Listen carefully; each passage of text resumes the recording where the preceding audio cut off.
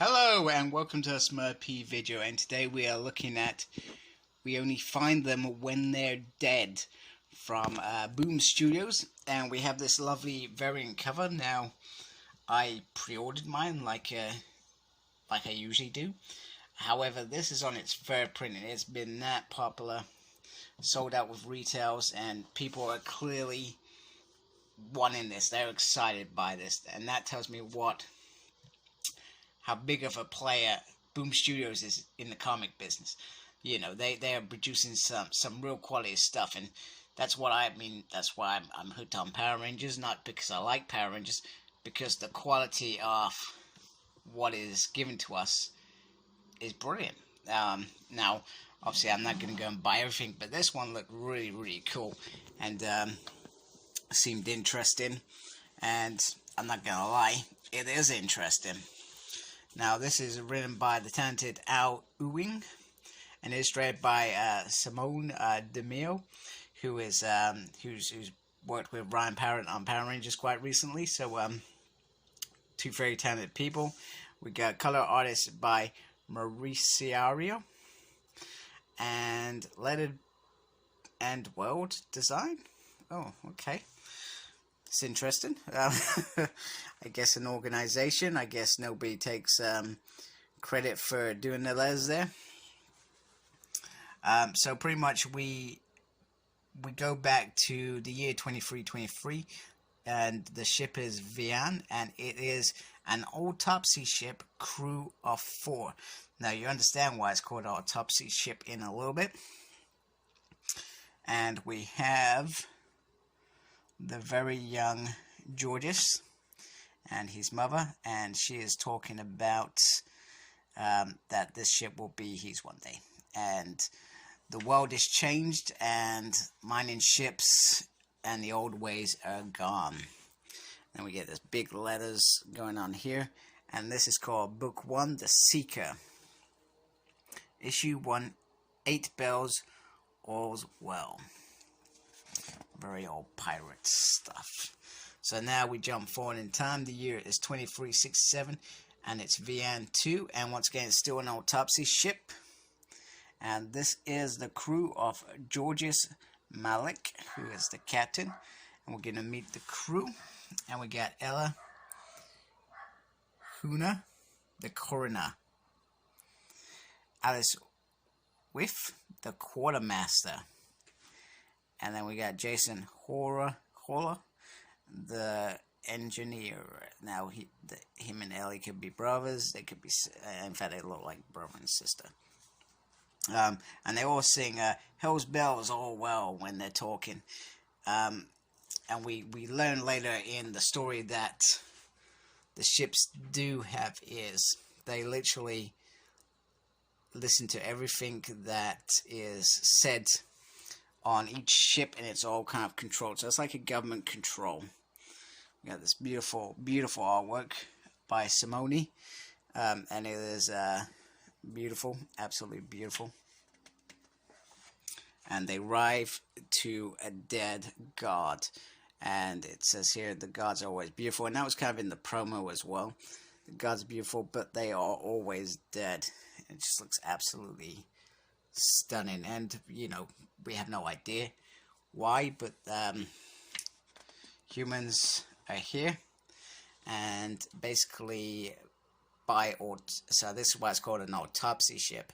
By doing the autopsy, they lay claim to section of the god, and they all get their whole little piece, but they've got to get in there quick, and it's got to be kind of approved by a government body.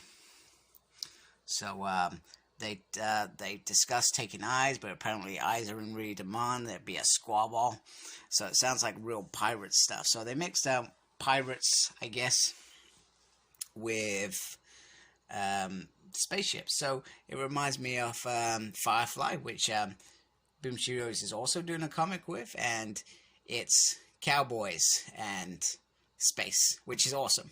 I love Firefly. It was so short-lived, but such a brilliant show. I'm glad they did the film at the end of it. So, and we get the knife is out, and they start cutting away, which is really interesting. They have these massive teeth. It's absolutely gorgeous. There's a skirmish over the heart, apparently, so you probably hear all this chatter going on as well. And you hear about legal and stuff like that. I've got legal obligations. Off you go. Stuff like that. We also hear that somebody has not made a claim, but they've done, I guess, a legal action, and they've tried to take away part of the knee, and they are trying to escape. Now, this is Escort 1, so she's like the governor, Paula Richer. She's the officer on duty, so she's there to supervise all these ships, getting the right claims, taking the correct pieces that they should be, and if they don't, it's her job to put a stop to it. Quite simple. So, seems quite well organized to me. However, this dude here, don't really find out much about him, but he says, this is my last chance, let's just take it. And, he makes a run for it, and, well, it goes kablooey, and there is nothing there. I like it gives you details of the ship, etc. in the background as well. And they basically say, why bother? It's not worth it. You've just got to take the hit. However, if it works out in the black market, you're going to end up very, very wealthy.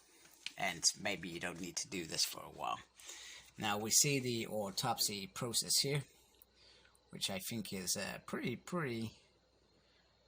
very, very awesome. So you see them taking the meat, and then the meat is taken into the cargo, and then it is controlled within the cargo, processed, secured, separated, and then goes into these nice little craters, I guess either ready to sell or whatever it is they do later on. And she says it's like a ballet, isn't it beautiful? No, but it could be. There's a little moment about between Richer and Malik, and she says it best just be meat, etc., nothing else, no metals, etc., because you'll be in big trouble, and don't forget, I know where you came from. And we also learned that Richer killed Malik's parents as well. So, but he clearly knows how to play the game. He knows how to play, behave, because if you don't, it goes wrong. Now, when they're in warp, do you remember when I was saying earlier that everybody's listening to you when you are in the ship, the government or whoever? When you're in warp, they cannot hear you. So this is where Malik makes plans with the team, and they all agree by 8 bills or, well, etc. So the 4 of them have to be agreed. I think that's how Malik runs his ship. And he says he was 5 years old when he first saw his first dead guard. And in 3 days, we're going to see a live one. Now, we're not sure how he knows that he's going to see one in 3 days, or what information he's got that allows him to perhaps find a god. But I'm interested in seeing how this develops, because it could be quite a ride if these gods are alive. What do the gods want?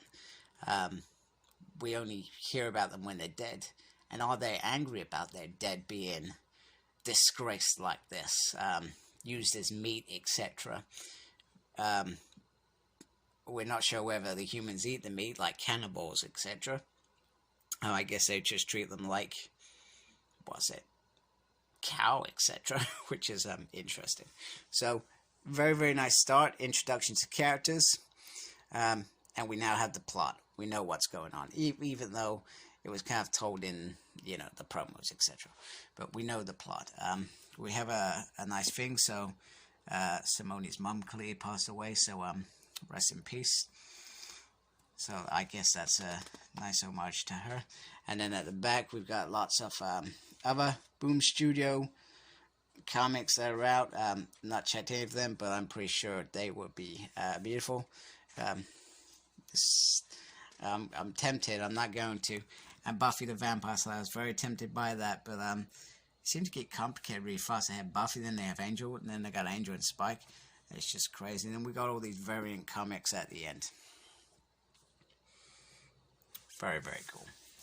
And the artwork is absolutely phenomenal. I absolutely love that. So, thank you for watching. Like, comment, subscribe. Follow me on Facebook. My page is SmurredP. Follow me on Twitter @SmurredP. And as always, embrace the geekiness and take care. Goodbye.